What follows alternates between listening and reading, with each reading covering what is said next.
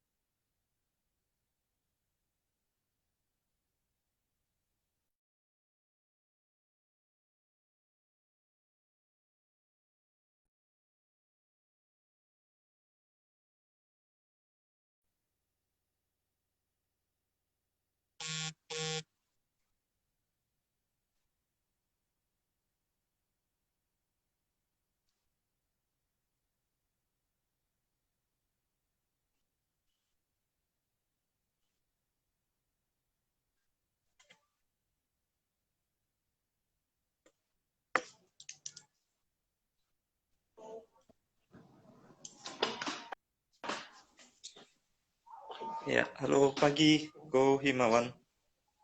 Pagi Fitradi. Ya, terdengar suara saya ya? Ya, jelas. Suara saya jelas ya. Agak kecil sih sini. Agak kecil ya. Kalau begini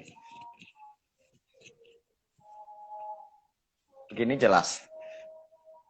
Masih kekecilan sedikit. Masih.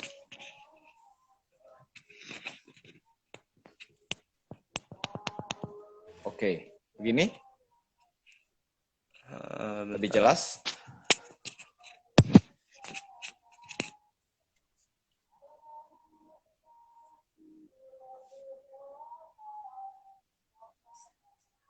Ya, lumayan.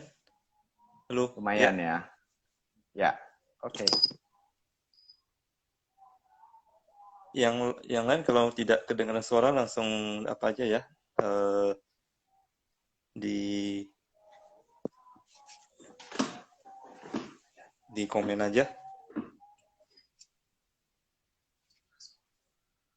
Oke, kita langsung aku mulai aja. Eh, Pagi semuanya. Eh, Selamat pagi di hari Minggu nih. Eh, Kali ini kita kembali lagi ke IG Talk Live bersama komunitas Chan Indonesia. Eh, Tak terasa sekarang sudah tahun 2021. eh, 1 tahun sudah berlalu ya. Sangat sangat cepat waktu berlalu. Sekarang 2021, tentunya teman-teman pasti ada resolusi 2021 begitu. Nah, mungkin beberapa teman ada punya resolusi untuk mungkin bangun rumah atau beli rumah ataupun renovasi rumah begitu. Nah, di sini nanti jika yang punya resolusi untuk misal bangun rumah atau apa, nanti kita akan kasih tips dari Ko Imawan gimana sih rumahnya seperti apa sih nanti, atau interior seperti apa, atau arsitektur seperti apa yang mungkin nanti akan bisa berguna untuk teman-teman, untuk resolusi teman-teman di sini begitu. Jadi di sini nanti kita akan diskusi perihal bagaimana keterkaitan suasana bangunan dan interior terhadap praktik meditasi kita, dan apakah ada hubungannya antara interior ataupun arsitek ini dengan Chan lebih khususnya begitu. Nah, sekarang kita udah tergabung dengan Ko Himawan Santoso sebagai yang akan membawakan sebagai speaker pagi hari ini. Beliau ini adalah seorang kontraktor interior ya, Ko Himawan ya. Ya, benar. Sampai sekarang kok. Ya, sampai sekarang Oh, masih. yes. Keren. Kemudian beliau juga adalah seorang ketua komunitas Chan Ekayana. Juga ini keren. Dan kemudian ketua Diklat Ekayana Serpong. Wah, ini semua ketua disabet nih oleh Ko Himawan nih.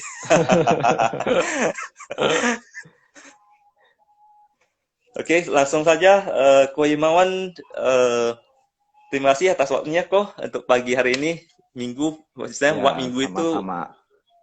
untuk biasanya untuk apa ya istirahat nih malah kita undang untuk berbicara dengan di sini untuk talk show kita.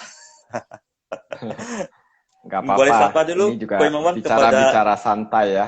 iya iya boleh boleh sapa dulu ke apa yang teman-teman yang live di sini.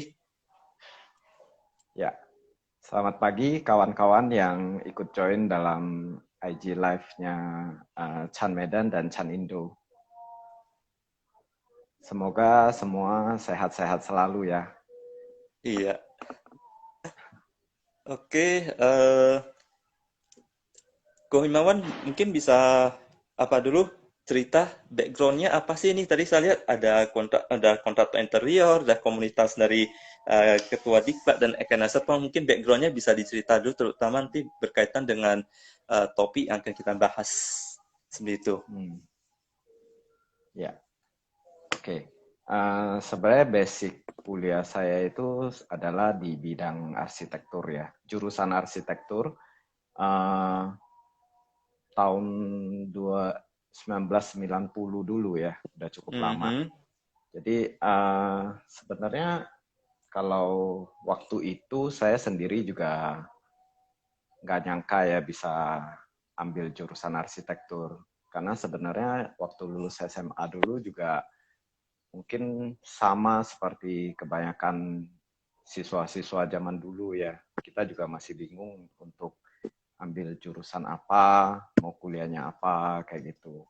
Nah, cuma waktu itu saya ikut tes UD-nya itu adalah jurusan arsitektur dan jurusan accounting. Tapi yang diterima sebenarnya cuma arsitek. Saya juga bingung. Padahal saya juga nggak terlalu jago gambar gitu ya. Waktu itu sebenarnya saya juga sempat ragu gitu. Ini mau masuk arsitek apa enggak gitu. Karena jujur aja saya nggak terlalu bisa perspektif. Kalau zaman dulu itu kita masih menggunakan sketsa tangan ya. Jadi perspektif, sketsa. Nah itu saya nggak terlalu mahir. Pakai meja manual. Iya, masih pakai meja gambar ya.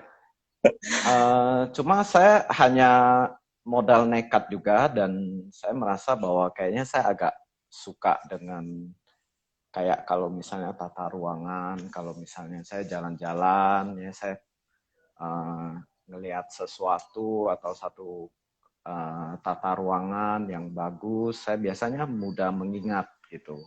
Jadi ya cuma modal itu aja saya masuk ke jurusan arsitek.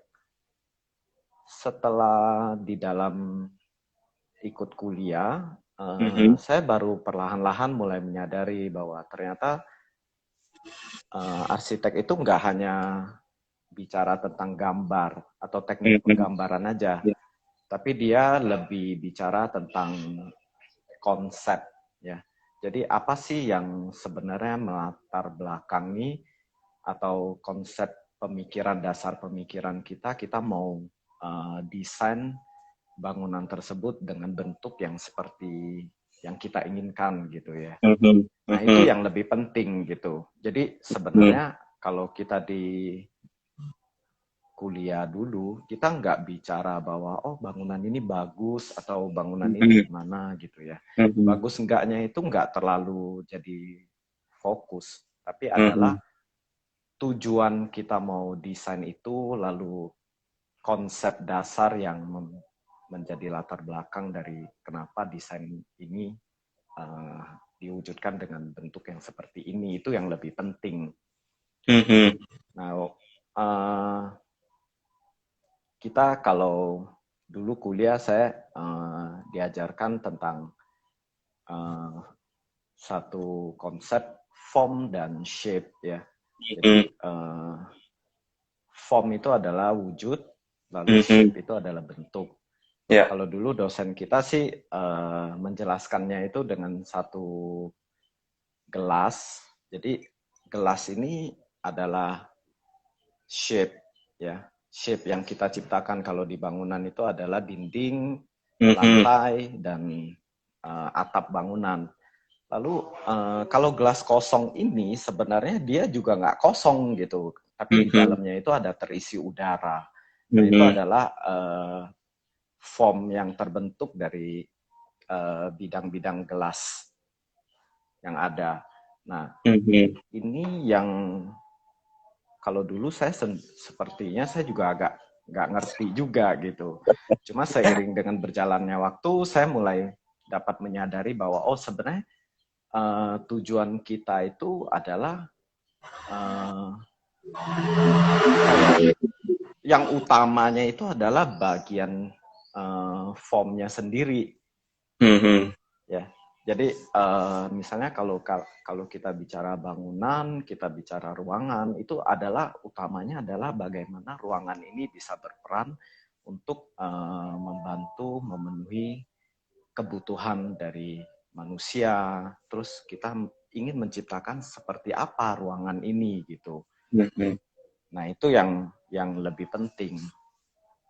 Nah tapi saya rasa seiring waktu saya mulai belajar Buddhis, saya merasa bahwa konsep ini cukup membantu juga. Misalnya ada satu korelasi antara konsep kekosongan yang dibicarakan dalam Buddhis, bahwa sebenarnya lalu ada juga konsep tentang penciptaan ya, asal mula manusia itu kalau di Buddhis kan kita manusia itu tidak diciptakan tapi dia tercipta. Nah sama halnya dengan seperti yang tadi, ruangan yang tadi, ruangan itu tercipta karena adanya dinding, adanya lantai, adanya atap yang membentuk dia sehingga dia tercipta. Misalnya kalau kita bicara kalau misalnya ruangan dengan suasana yang lebih megah, lebih ingin menunjukkan satu kekuasaan, kita mungkin akan membuat satu ruangan yang dengan atap yang lebih tinggi gitu ya.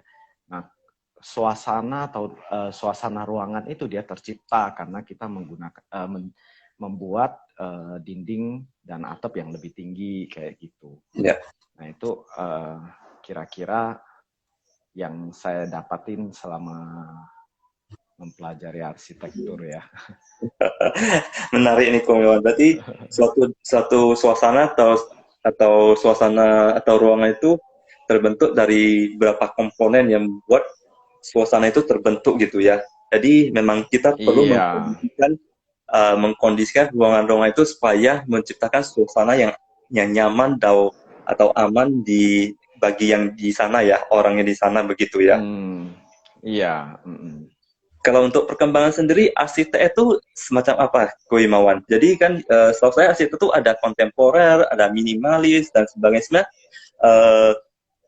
Arsitek itu ada apa aja sih tipe-tipenya begitu? Dan dari yang ada tipe itu, mana sih yang sekarang tren begitu? Mungkin bisa disampaikan sharing ke teman-teman seperti supaya nanti teman-teman tahu ada resolusi di 2021 kan mau milih rumah yang mau desainnya dengan konsep apa nih, kontemporer kah atau tradisional atau minimalis dan seperti apa, mungkin bisa disampaikan ke teman-teman di sini.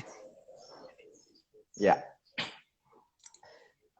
jadi kalau kita lihat sejarah perkembangan arsitektural ini sebenarnya udah cukup lama ya. Jadi boleh dibilang dia berkembang karena seiring dengan adanya kebutuhan atau tuntutan kebutuhan dari manusia. Jadi kalau dibilang mungkin dari zaman manusia mulai bercocok tanam, itu dalam kondisi saat itu mereka udah mulai menepati satu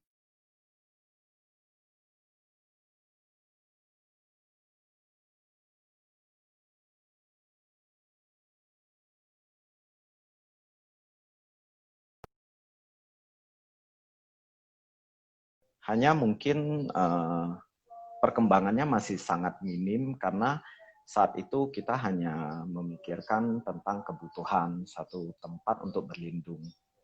Namun dengan berkembangnya semakin banyaknya kebutuhan dari perkembangan misalnya zaman kekerajaan, mulai adanya penguasaan dari raja-raja, mereka membutuhkan satu ruangan yang ingin menunjukkan kekuasaan ya.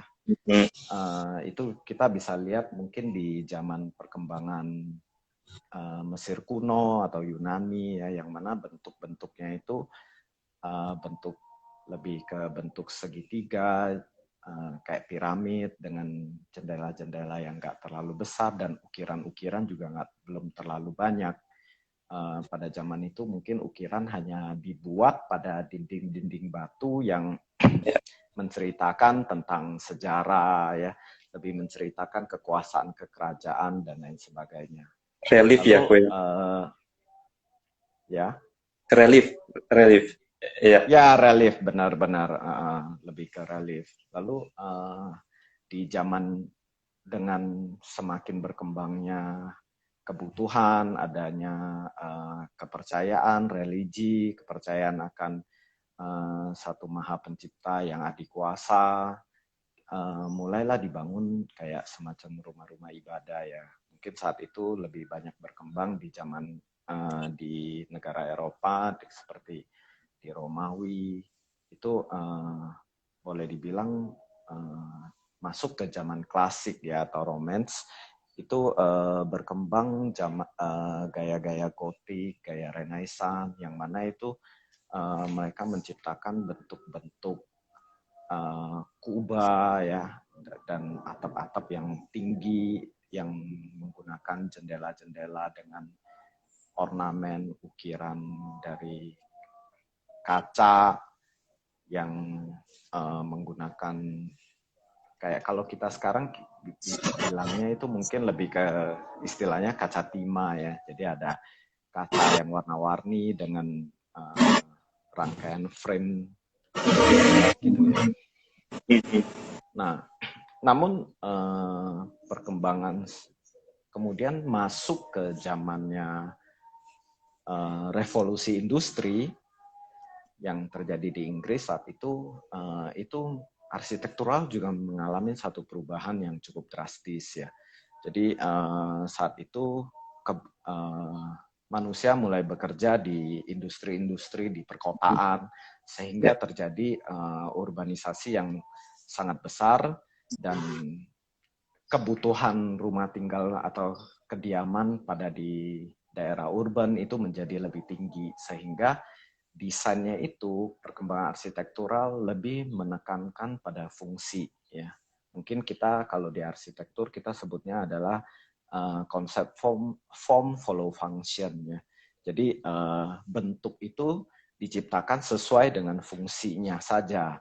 Kita tidak lagi menggunakan ornamen-ornamen yang banyak yang ada pada seperti di bangunan-bangunan gotik, bangunan renaissance. Tapi kita kembali ke satu konsep arsitektural yang lebih modern, yang lebih sederhana ya. Mungkin kalau di zaman arsitektur modern ini ada berkembang beberapa gaya juga ya. Setelah arsitektural modern, dia akan berkembang lagi menjadi postmodern, lalu ada deconstruction, dan yang terakhir ini adalah minimalis ya. Minimalis konsepnya sih ya lebih sederhana lagi. Jadi arsitektural biasanya kalau saya bicara tentang arsitektural mungkin lebih ke bangunan ya. Kalau kayak interior design lebih ke ruangan. Jadi kalau misalnya bangunan kita di dalam konsep minimalis biasanya bangunannya lebih bentuknya itu lebih sederhana, lebih hanya berupa satu kotak atau hanya berupa satu segitiga ya, yang mana material yang digunakan juga materialnya lebih alami dalam arti kata. Misalnya kalau kita membangun satu bangunan menggunakan struktur beton, ya betonnya yang diekspos, atau misalnya kita menggunakan struktur baja, bajanya juga diekspos apa adanya, hanya di finishing sebagai pelindung.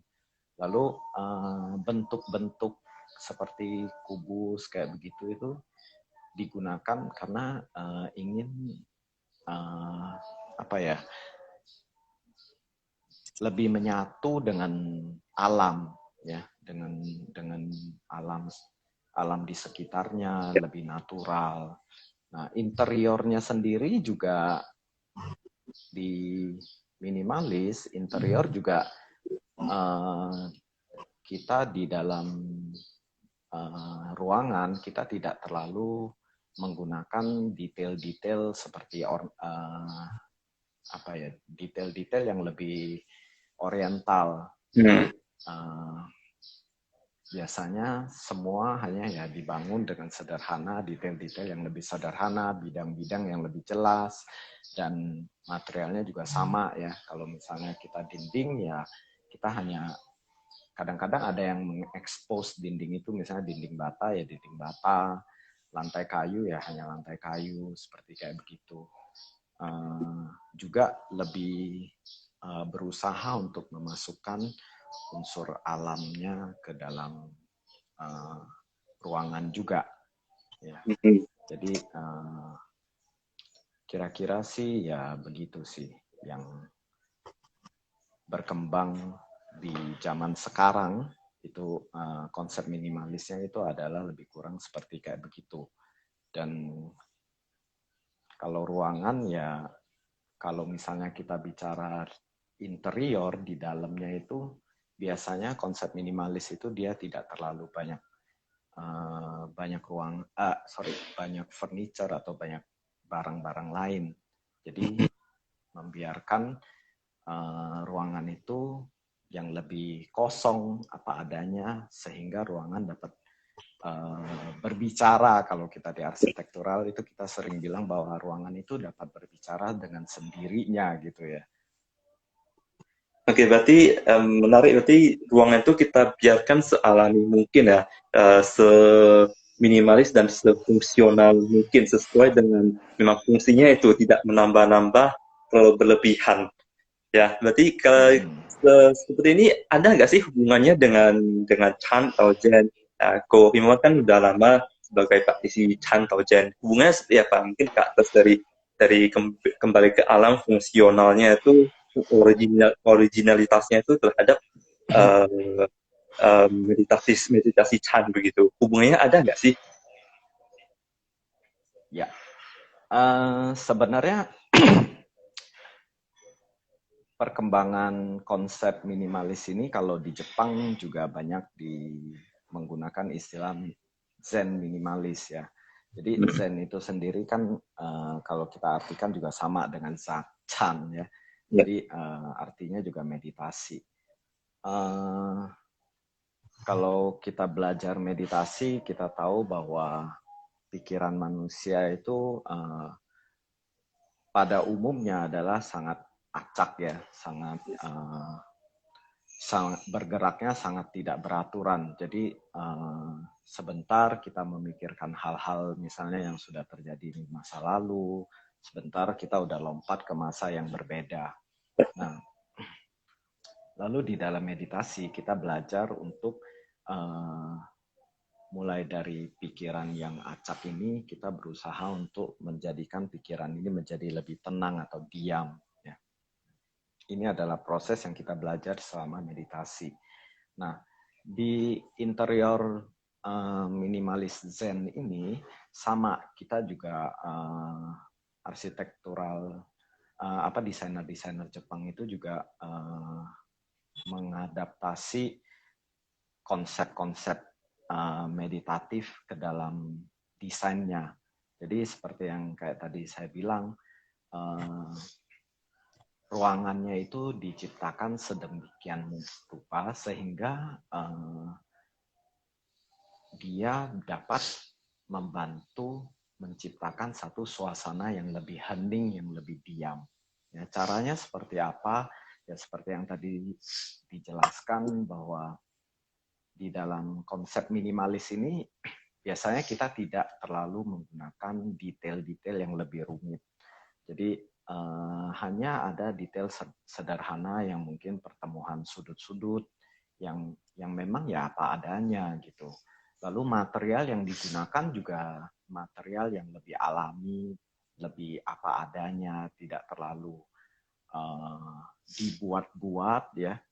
Dan yang tadi juga dia juga berusaha untuk memasukkan unsur-unsur alami. Itu semua akan membuat pikiran manusia di saat kita masuk ke dalam ruangan itu, pikiran kita itu tidak berusaha untuk menilai atau bergerak untuk melihat sana sini gitu ya. Kan kita tahu kenapa pikiran manusia itu bisa sebegitu acak itu karena juga ada 5 indera yang memberikan informasi secara terus-menerus. Nah, di dalam arsitektur ini, desain ini dibuat sedemikian rupa sehingga indera penglihatan kita tidak terlalu melihat atau berusaha terus menangkap, menjadikan itu sebagai satu fokus. Ya. Sehingga dengan begitu pikiran kita, pikiran manusia yang masuk ke dalam ruangan tersebut, dia akan merasakan satu ketenangan, kedamaian. Ya. Dengan begitu, orang yang ada di dalamnya juga sedapat mungkin dia bisa hidup dengan lebih santai, dengan lebih rileks. Ya. Jadi kaitannya sih lebih kurang seperti itu. Oke, menarik sekali. Berarti ruangan itu sendiri atau suasana dalam ruangan itu sendiri bisa mempengaruhi pikiran kita juga ya. Saya juga kadang, saya rasa begitu ya.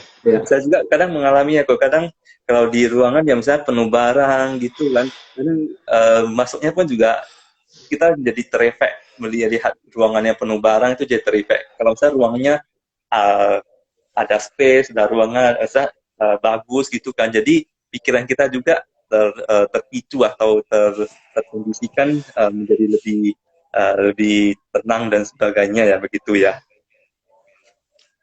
Ya, itu yang sebenarnya seorang desainer yang ingin menyampaikan pesan-pesan melalui satu ruangan, ya, satu desainnya dia. Ya. Jadi mungkin teman-teman di sini jika ada mau sharing di komen di bawah, boleh atau pernah mengalami masuk ke ruangan tertentu, jadi misal malas bangun, pengennya tidur mulu, atau terus ke ruangan lain jadinya pengennya lebih segar atau olahraga atau termotivasi dan sebagainya. Ini mirip dengan kondisi meditasi. Sebenarnya kita kan meditasi juga, kita mulai dari apa ya, kita mulai dari sesuatu yang kasar dulu sehingga harapannya itu mempengaruhi tubuh dan pikiran kita ya. Jadi intinya di sana berarti ya. Ya, teman-teman boleh sharing di pengalamannya di komen, nanti kita akan bacakan di akhir kunjung gimana sharing teman-teman, pengalaman teman-teman ketika di dalam suatu ruangan. Mungkin ruangan tertentu A berbeda, B berbeda, C dan berbeda. Bisa sharing, nanti kita akan bacakan atau kita akan sampaikan di akhir talk ini. Oke, kemudian ini kok, kemarin ada teman menanya nih, ruangan seperti ada nggak sih ruangan seperti apa yang membuat yang bisa kita membuat kita kaiwu gitu atau pencerahan gitu? Ada nggak sih? Kalau ada mungkin semua pengen desain satu ruangan yang bisa membuat kita langsung mengkondisi kita langsung kaiwu gitu. Kalau kita bicara pencerahan mungkin ya itu harus balik ke diri kita sendiri ya. Jadi kalau dibilang ada ruangan seperti kayak gitu, saya rasa sudah banyak yang udah mengalami pencerahan ya. Tapi biasanya memang kalau saya pribadi kemarin saya coba, kebetulan saya ikut dalam tim desain Wihara Ekayana Serpong. Ya. Jadi waktu kita desain aula meditasinya, kita coba juga menggunakan konsep minimalis ini ya ke dalamnya. Jadi kita coba berusaha untuk menciptakan ruangan itu lebih rileks ya, dengan lebih sehingga orang yang belajar meditasi di dalamnya mungkin juga akan merasakan ketenangan dan kedamaian. Jadi menurut saya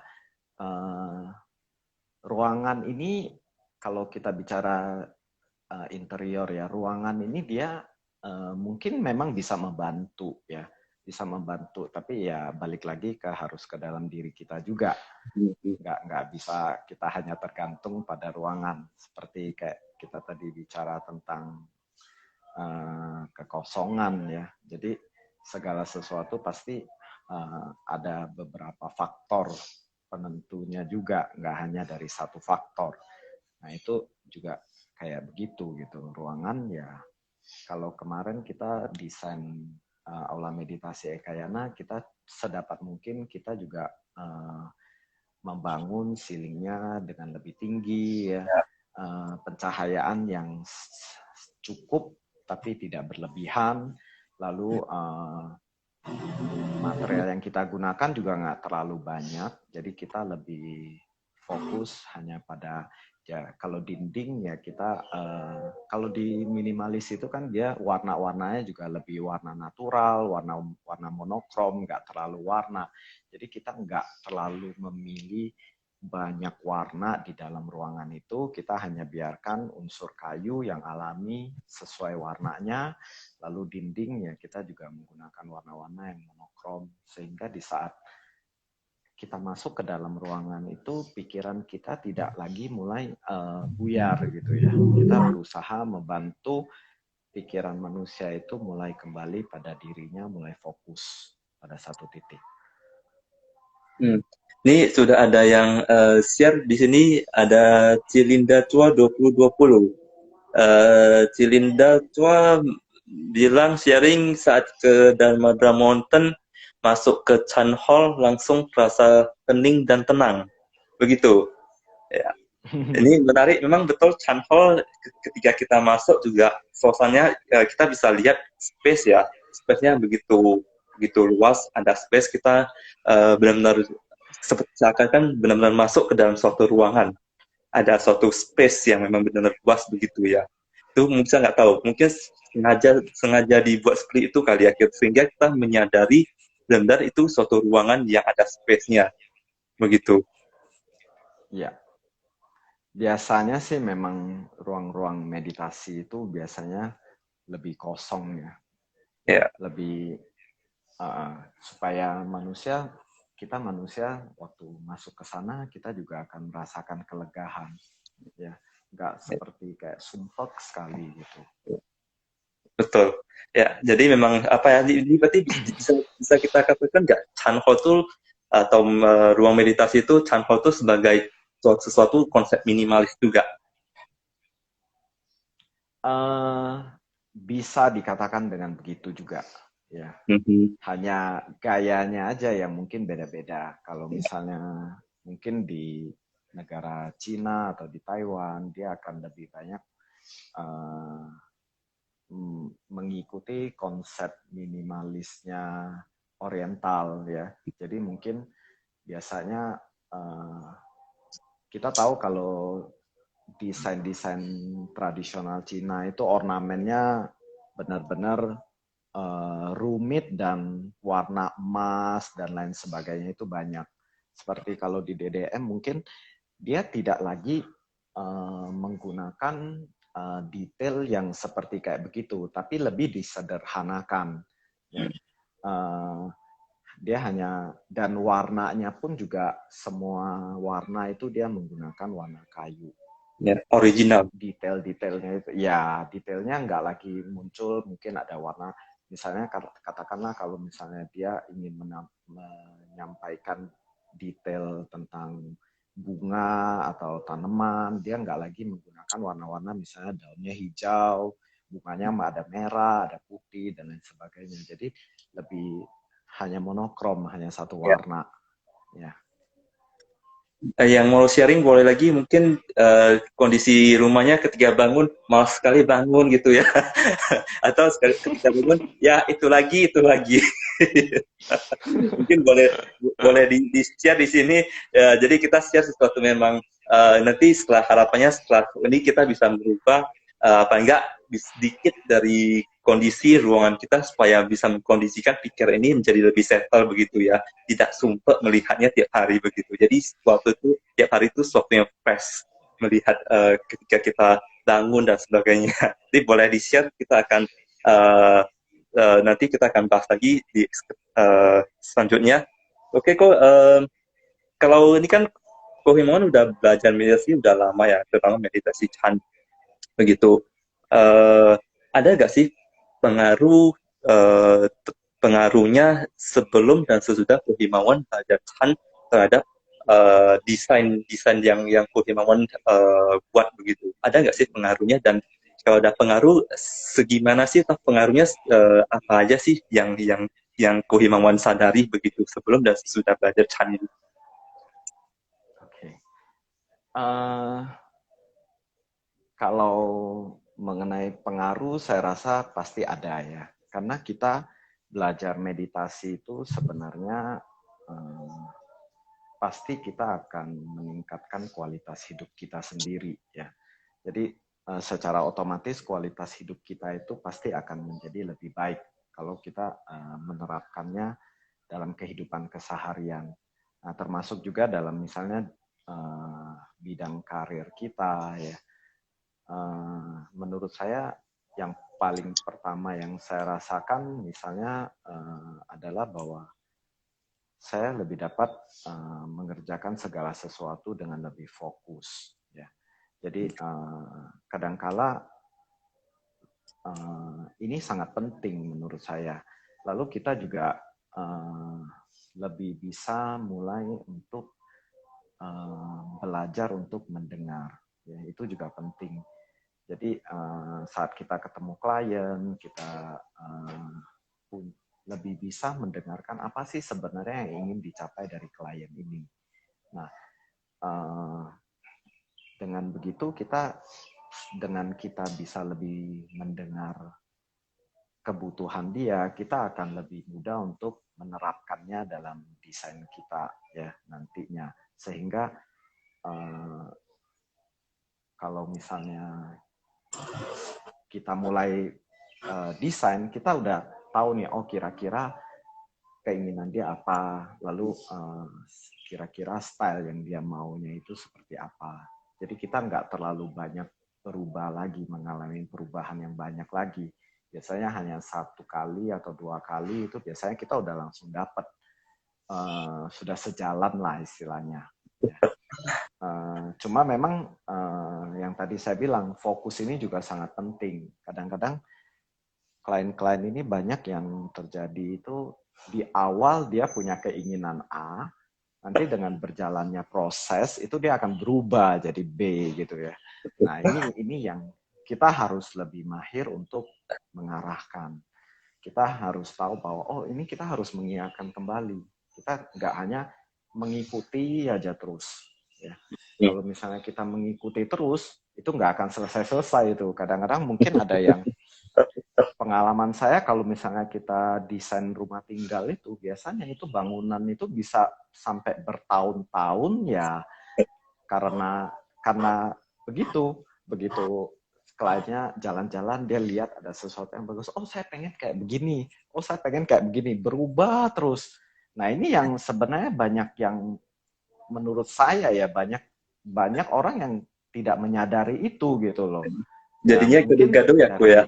Desainnya jadi gaduh-gaduh. Iya. Desainnya jadi gaduh-gaduh dan sebenarnya secara costing itu juga jadi lebih mahal gitu kan. Nah, jadi kalau pengalaman saya ya biasanya saya coba mulai mengarahkan. Mau ada perubahan boleh, tapi masih dalam koridor yang dari awal yang memang kita mau ambil gitu ya. Itu yang menurut saya sangat penting juga. Lalu banyak juga yang saya dapatkan dari belajar meditasi. Ya, misalnya contohnya ya yang paling simpel adalah dulu waktu sebelum saya belajar meditasi, saya sering menyarankan klien-klien saya itu, wah kalau rumah tinggal itu harus punya gudang yang besar gitu ya, supaya rumah kamu bisa lebih rapi gitu. Jadi barang-barang yang memang bisa sedapat mungkin itu disimpan di dalam gudang. Tapi belakangan saya mulai menyadari bahwa sebenarnya barang-barang yang ada di dalam gudang itu boleh dibilang adalah barang-barang yang nggak terlalu dibutuhkan lagi. Bahkan kadang-kadang kita taruh di sana itu sampai kita lupa bahwa oh ternyata kita ada loh barang itu gitu ya. Saking banyaknya barang ya. Belakangan saking banyaknya barang gitu kan. Jadi belakangan saya mulai mengedukasi klien-klien bahwa sebenarnya gudang perlu, tapi nggak perlu terlalu besar. Ya secukupnya aja gitu. Misalnya kalau misalnya kita ada gudang yang nggak terlalu besar, mungkin hanya untuk yang di area dapur atau yang lain sebagainya itu. Karena apa ya? Ya itu kadang-kadang dengan kita gudang besar, semua barang masuk, lalu kita punya keinginan untuk memiliki barang-barang yang lain lagi gitu kan. Waktu jalan-jalan kita langsung merasa oh ini bagus, kita beli. Padahal mungkin belum tentu cocok dan belum tentu juga fungsinya bermanfaat bagi kita gitu. Nah ini yang menurut saya juga satu pemahaman baru yang saya dapat gitu ya. Jadi kita harus tahu apa yang kita butuhkan dan apa yang memang hanya karena keinginan gitu. Itu yang paling sering terjadi adalah misalnya klien itu pengen wardrobe, lemari pakaian yang banyak dan besar-besar gitu ya. Sampai sekarang kita di perkembangan arsitektural itu di interior itu biasanya ada yang kita sebut sebagai walk-in closet. Jadi tempat naruh baju dibikinlah satu ruangan gitu. Nah itu saya pernah ada satu kasus itu kliennya merasa bahwa oh ini tempatnya lemari pakaian saya nggak cukup kalau cuma segini gitu, harus dibesarin lagi. Sampai kan kadang-kadang mereka kurang bisa dari sisi penggambaran, mungkin mereka kurang bisa merasakan bahwa ruangan mana yang sudah cukup besar dan ruangan mana yang masih kurang gitu ya. Kadang-kadang semua orang hanya mau, oh saya mau ini besar gitu kan. Tapi space yang ada itu nggak cukup gitu kan. Jadi kita harus menyesuaikan juga yang mana yang kita cut. Malah kadang-kadang saya suka bilang, itu wardrobe yang sekarang di rumah sekarang ini, ibu udah merasa sudah cukup atau belum? Coba dilihat lagi, apakah memang masih banyak pakaian yang memang masih terpakai gitu. Kadang-kadang ya itu ya, mungkin karena kita sering komunikasi, akhirnya kita juga bisa lebih akrab. Kadang-kadang klien saya juga bisa udah kayak teman. Kadang-kadang mereka juga bilang, oh iya bener loh, saya banyak sekali baju yang saya sampai nggak tahu itu bahwa itu ada di dalamnya gitu. Nah hal-hal yang seperti kayak gitu yang bahkan udah baru beli pun lupa ya tuh ya kadang ya. Yang baru beli bisa lupa gitu. Taruh lemari udah lupa, ini kita pernah beli ya gitu. Iya. Ya seperti kayak gitu. Pernah juga kita kasus klien misalnya dia percaya dengan Hong Shui gitu kan. Terus pernah klien saya bilang, kamu tahu nggak, dia bilang di rumah itu sebenarnya nggak boleh ada kompor lebih dari satu. Kalau lebih dari satu nanti suaminya itu bisa punya istri lebih dari satu gitu kan.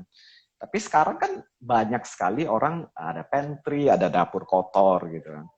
Ya, terus dia bilang ke saya, ya pantry saya nggak usah pakai kompor, dia bilang dapur kotor aja. Tapi dengan perkembangan desain, terus dia ngomong lagi, saya dapur kotor saya itu buat menantu saya, dia maunya yang yang bagus, yang ini itu. Saya dibikinin satu dapur lagi aja yang pakai kompor portable yang zaman dulu, karena saya nggak biasa masak dengan di dapur yang kompor built-in gitu. Ya. Ya akhirnya kan lebih dari satu. Nah ini yang sering terjadi. Kadang-kadang dia awal punya kemauannya seperti kayak gini, tapi dengan berkembangnya ini jadi mengalami satu perubahan yang boleh dibilang udah menyimpang, tapi dia sendiri nggak sadar gitu. Ya. Nah, hal-hal yang seperti kayak gini yang menurut saya, oh kita jadinya tahu, oh dia sudah mulai mengarah ke hal yang maksudnya udah menyimpang nih gitu. Kita harus mulai luruskan. Kita coba bantu mencarikan satu solusi yang lebih tepat gitu. Ya, berarti kondisi di dalam rumah kita mencerminkan kondisi pikiran si pemilik atau pemilik rumah itu ya, berarti penghuninya berarti ya. Bisa mencerminkan kondisi Iya. penghuninya berarti ya. Iya. Ini sudah ada lagi pertanyaan dari Ko Hermawan Wangi, diminta Kohim share ruang meditasinya di rumah Kohim dong. Ini nanti sesi private aja nih, soalnya kan nggak mungkin di-share ke publik gitu ya. Ruang meditasi saya ya. Ya Ada ini saya lagi di ruang ada ini saya kebetulan juga lagi di ruang meditasi saya sih. Jadi sebenarnya awalnya ruangan ini sebenarnya belum sebelum dibentuk ini sebenarnya adalah atap dari lantai dasar gitu ya. Cuma belakangan saya dulu, jadi mungkin saya boleh ditunjukin kita ya. Kita turun rumahnya Kohim dulu nih. Kita lihat seperti apa. Langsung praktek ini ya. Jadi, Kita langsung praktek ini. Ya ini kira-kira ruangan meditasi saya. Tapi ya juga ini yang nggak terlalu ada banyak barang. Saya hanya ada satu lemari buku, dan biasanya saya coba untuk semua buku-buku Dharma yang saya punyain, saya kumpulkan jadi satu di ruangan ini. Jadi ya ruangan ini sebetulnya terjadi juga sebenarnya dengan nggak sengaja, hanya karena saya merasa bahwa tadinya di depan dari ruang meditasi saya ini adalah void ya, yang bisa ngelihat ke bawah. Terus tadinya di sini ada jendela, cuma jendela ini susah sekali dibersihin karena tepatnya di atas void. Akhirnya ya saya coba tembuskan, saya bikin satu kayak semacam koridor yang menghubungkan void dari dalam dari ruang duduk di lantai 2 ini untuk masuk ke dalam ruangan ini. Jadi benar-benar minimalis ya, Ko Imawan ya. Benar-benar minimalis. Ya, kebetulan saya memang agak suka minimalis sih. Saya nggak terlalu suka detail-detail yang lebih rumit-rumit, dan ya ini yang saya bilang ya, kita belajar meditasi, kita harus coba menerapkan dalam kehidupan kita juga. Ya saya sedapat mungkin juga nggak terlalu banyak barang, ya sehingga ya rumah ini bisa lebih nyaman ya untuk ditinggal. Tentunya kita juga pasti akan jadi lebih betah di rumah. Ini ada lagi komen dari Cijovina Rilis. Kalau plastik belanjaan, kalau kita buang seperti bikin polusi sampah. Jadi gimana ya ngatasi nyimpan barang-barang plastik? Kalau belanja di supermarket, pakai tas belanja, kadang belanja di pasar masih ada kantong plastik. Berarti ini kantong plastik kalau kita simpan jadi tempat di rumah nih, asal jadi tambah lama tambah banyak di ruangan kita jadi banyak ya. Kalau dibuang sayang, gimana nih tipsnya Niko? Ya, tentunya ya kalau ini pengalaman saya pribadi ya. Sebenarnya kan sekarang ini pemerintah juga sudah mulai ingin mencanangkan bahwa tidak menggunakan kantong plastik ya. Tapi memang untuk merubah kebiasaan ini sebenarnya adalah habit kita. Untuk merubah kebiasaan ini sebenarnya nggak gampang gitu, dan nggak bisa langsung begitu hari ini kita mau berubah, atau dia berubah, nggak gampang itu. Tapi ya ini juga yang saya terapkan buat diri saya. Jadi kita coba terus untuk mengingatkan diri kita gitu. Kalau saya pribadi ya, contohnya kayak misalnya kalau kita ke pasar gitu, seringkali nih walaupun mungkin di mobil itu sudah ada kantong, tapi kita pasti turun mau belanja kita udah lupa bawa kantong kita gitu ya. Dan biasanya akhirnya jadinya kita dapat lagi kantong, dapat lagi. Gatel, Nah ini, gatel. ya awalnya ini saya juga coba untuk menerapkannya. Saya sampai bela-belain, istilahnya, oh kalau misalnya kebetulan pasar di dekat rumah saya ini nggak terlalu besar, jadi tempat parkir mobil juga dekat. Jadi saya bela-belain, oh enggak, nanti saya coba balik ke mobil untuk ambil. Tapi saya juga mulai menyadari gitu, kalau saya pergi dan istri saya kadang-kadang suka bilang gini, nggak bisa. Jadi kan seringkali nih yang tukang jual sayurnya ini, dia memasukkan sayur-sayurnya itu dalam kantong, bukan seperti kayak zaman dulu dibungkus pakai kertas. Akhirnya memang ada kantong-kantong kecil yang mau nggak mau kita harus pakai gitu ya. Nah, tapi kebetulan untuk istri saya ini orangnya cukup rapi juga ya. Jadi semua kantong yang kita dapat dari belanja, dari pasar khususnya, itu istri saya memilah-milah.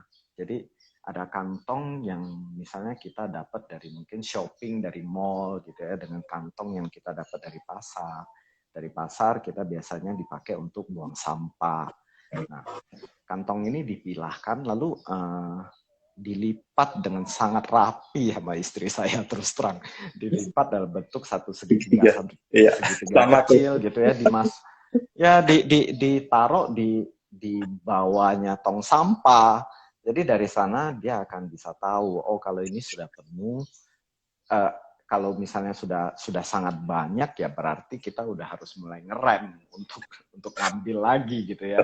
Jadi ini yang kayak balik lagi ke kayak tadi saya bilang gudang itu, dengan kita taruh di tempat itu kita tahu, oh sebenarnya kita butuh berapa banyak. Kita memang butuh setiap hari, mungkin kita tetap harus buang sampah, tapi kan nggak sampai menumpuk. Iya. Ini ya itu kira-kira ya tips yang ya juga yang saya terapkan di dalam rumah.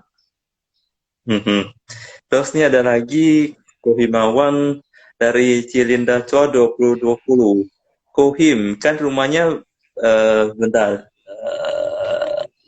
Apakah ada tips untuk menyikapi sorry, atasnya masih ada pertanyaan, sorry, dari Awan Lim 7879.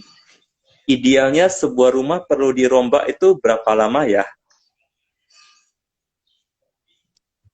Ya, tergantung mau rombak berapa besar. Ya. Kalau misalnya kita bicara rombak itu mungkin renovasi ya, saya nangkepnya ya. Ya, renovasi sih. Mungkin bisa ya. Itu dirombak, mungkin di susunannya mungkin diatur ulang lah begitu. Bisa juga mungkin seperti itu ya. Renovasi ya tergantung berapa banyak yang akan direnov. Ya. Balik lagi, kalau memang hanya renovasi minor mungkin nggak terlalu lama, mungkin hanya 2 bulan, 3 bulan cukup. Tapi kalau misalnya minor mungkin ya, kalau menurut saya idealnya sih nggak lebih dari 1 tahun ya. Idealnya ya, kalau walaupun misalnya renovasi yang cukup banyak ya, asal kita tahu kita nggak terus berubah. Kadang-kadang manusia ini susahnya ya, dia terus pikiran kita memang terus bergerak gitu kan, dan kita terus punya keinginan baru, tapi kita harus tahu dan harus fokus. Oh ini loh tujuan kita awal, kita mau renovasi ini untuk apa? Nah, jadi mungkin kalau mau ada penambahan pun ya selama masih dalam koridor yang sesuai ya masih oke gitu. Yang problemnya kadang-kadang bisa berubah total gitu kan. Iya, yang sama sekali kita nggak sadar, ini yang biasanya bisa memakan waktu yang cukup lama. Nah, ya menarik. Ini tadi terus selanjutnya adalah dari Linda Chua 2020. Apakah ada tips menyikapi rumah kecil tapi pengen punya ruangan meditasi sendiri? Gimana nih Ko Himawan, tips untuk ruangan kecil tapi mau dimanfaatkan untuk ruangan meditasi juga? Seperti apa nih? Uh, ya, saya bilang sih gini ya. Memang sih kita harus lihat kalau misalnya tempat kita kebetulannya cukup punya ruangan, ya kita boleh ya punya masing-masing ruangan dengan fungsi yang berbeda-beda.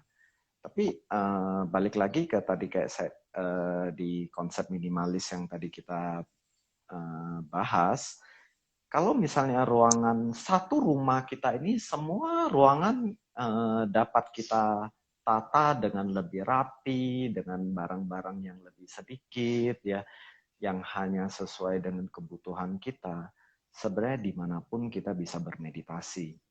Ya. Dan kita akan merasakan satu kenyamanan, kedamaian di semua ruangan yang ada di dalam rumah kita. Nah, ini dan ya tentunya balik lagi sebenarnya pikiran kita sendiri yang harus lebih utama juga ya. Kalau dibalik misalnya di ruangan seperti yang sudah tertata dengan rapi dan lain sebagainya, tapi pikiran kita terus masih mencari keluar ya, itu menurut saya juga nggak bisa bermeditasi dengan baik. Jadi ya saya rasa apalagi kalau rumah kecil, menurut saya harusnya jangan terlalu banyak barang Ya. dan sedapat mungkin kita menatanya dengan cukup rapi. Ya. Mhm. Mungkin bisa meditasi di atas ranjang aja ya, Ko ya. Satu yang lebih penting adalah pencahayaan. Ya, menurut saya rumah tinggal itu pencahayaan dan pengudaraan itu sangat penting. Jadi saya sih ya kalau saya pribadi sih saya usahakan misalnya contohnya rumah saya ya kalau di siang hari atau di pagi hari itu semua jendela saya coba buka ya minimal jadi sirkulasi udara juga cukup baik ya.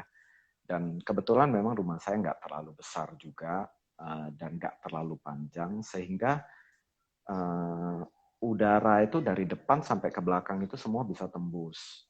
Jadi dia bisa mengalir dengan bersirkulasi dengan lebih baik, pencahayaan juga cukup ya. Jadi ini juga akan membuat ruangan kita, rumah kita walaupun kecil mungkin juga akan lebih lega gitu. Ya. Dan saya juga coba tetap mempertahankan di bagian belakang itu ada sedikit ruang terbukanya gitu. Ya. Taman ya, Ko berarti ya. Ya, taman gitu ya. Jadi itu bisa membantu kita juga jadi lebih rileks ya, lebih sehat. Ya. Jadi menarik sekali. Jadi ini tips dan trik dari Ko Himawan nih. Udara dan cahaya itu dua poin penting nih, tips dari Ko Himawan. Jadi yang dari satu ruangan atau rumah teman-teman bisa di resolusi 2021 bisa nih lihat kira-kira rumahnya udah cukup belum cahayanya. Kalau belum ditambahin cahayanya. Kalau suasana udaranya belum, ventilasinya bisa ditambah ya berarti ya. Sehingga nanti udaranya itu lancar ya dari dia masuk terus keluar tidak pungut di dalam rumah itu sendiri. Ya. Ini tips penting nih. Ini soalnya banyak sekali rumah yang kurang udaranya kurang.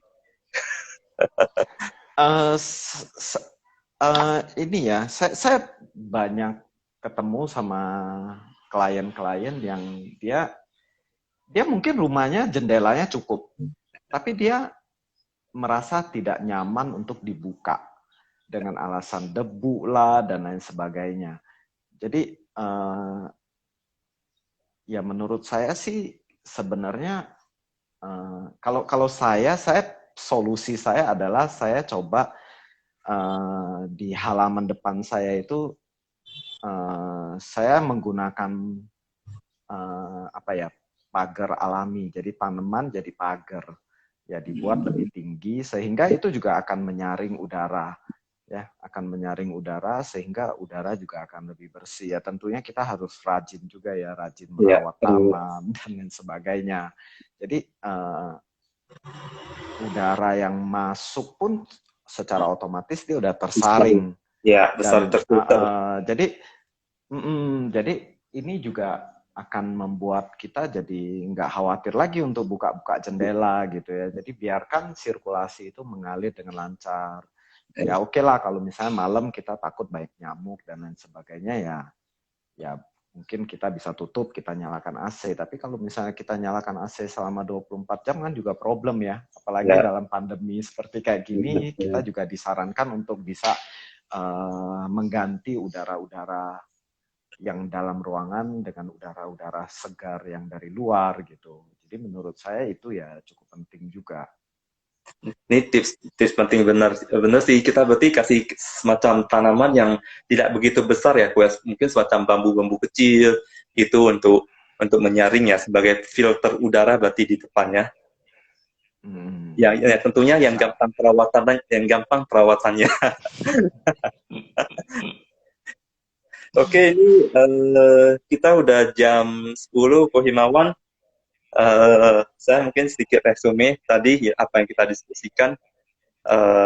Jadi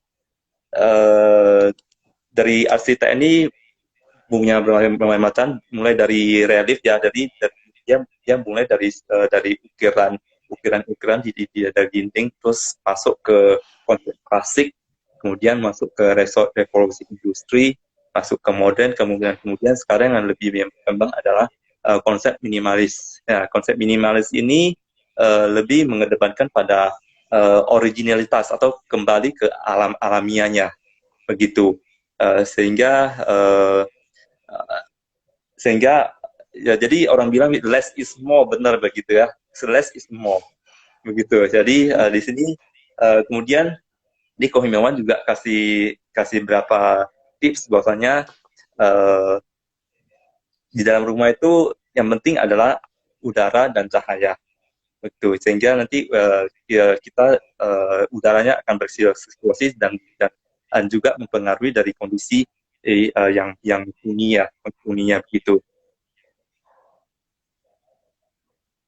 Oke, saya rasa itu.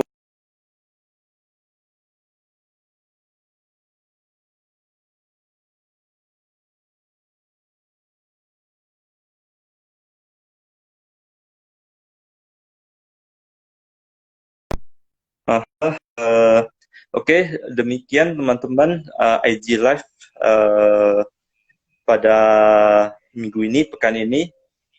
Silakan like video ini kalau suka dan juga share ke teman-teman, sehingga teman-teman yang butuh pencerahan nih untuk rumah-rumah bisa di-share ke teman-teman. Dan juga kita punya YouTube Indonesia Chan Community, teman-teman bisa subscribe atau like videonya jika suka, sehingga di sini sharing is caring ya, jadi kita berbagi itu indah begitu. Dan jika ada topik atau saran untuk minggu depan di IG Live berikutnya, silakan komen nanti atau hubungi teman-teman di IG kita. Jangan komen mau bahas apa untuk next-nya, nanti kita akan cari untuk pembicaranya tepat seperti apa begitu. Baik, sampai ketemu lagi minggu depan di IG Live berikutnya, tentunya dengan pembicara yang lebih menarik lagi. Oke, terima kasih sekali lagi Ko Himawan atas waktunya. Oke. Ya, Thank you, Fitradi. Thank you. Ya. Thank you, kawan-kawan. Bye-bye. Bye-bye.